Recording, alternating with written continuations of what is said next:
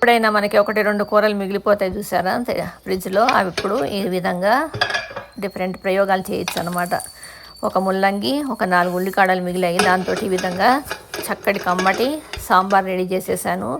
ముందుగా వీటిల్ని కుక్కర్లో పెట్టుకుని ఉడికించుకున్న తర్వాత, అవి బాగా ఉడికిన తర్వాత నీళ్ళల్లో 4-5 రెబ్బల చింతపండు వేసి పప్పు ఉడికించుకొని, ఆ పప్పు పలచగా చేసి పోసుకొని దీంట్లో సాంబార్ పొడి వేశాను. సాంబార్ పొడికి గాను నేను ఒక 2 ప్రపోర్షన్స్ ధనియాలు, 1 ప్రపోర్షన్ శనగపప్పు, మినపప్పు, 2 టేబుల్ స్పూన్స్ ఆవాలు, మెంతులు, జీలకర్ర దీన్ని పొడి చేసుకుని వేస్తాను అన్నమాట.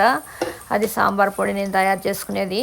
అది వేసుకోవాలి. ఒక 3 టేబుల్ స్పూన్స్ వేసుకున్న తర్వాత ఉప్పు, పసుపు, కారం వేసేసుకున్న తర్వాత మొత్తం అన్నీ కలిపేసేసుకుని, ఉల్లిపాయ టమాటా కూడా చిన్న ముక్కలు తరుక్కొని ఇందులో వేసుకుని స్లిమ్లో పెట్టి ఒక పావు గంట పాటు ఉడికిస్తే కమ్మటి సాంబార్ రెడీ అయిపోతుంది. ఇది అన్నంలోకి, ఇడ్లీలోకి చాలా బాగుంటుంది. ఈ విధంగా ఎప్పుడన్నా 1-2 కూరలు మిగిలిపోతే ఇలాంటి ప్రయోగాలు మీరు చేయండి.